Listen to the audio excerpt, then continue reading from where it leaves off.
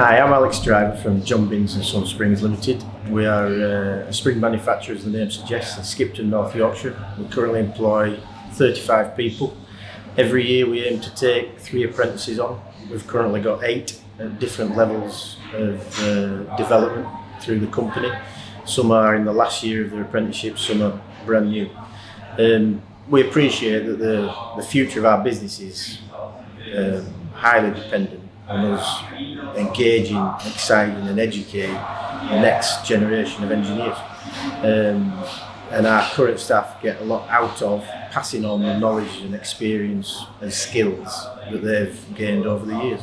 And without things such as Bradford Manufacturing Week, it wouldn't be possible.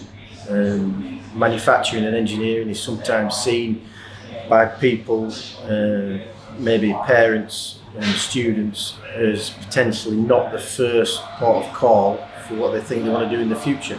It shouldn't be seen as a failure. It's an exciting sector to be in. It's fun, it's rewarding, and the more people we can engage with and get on our apprenticeship scheme, the better our future will look.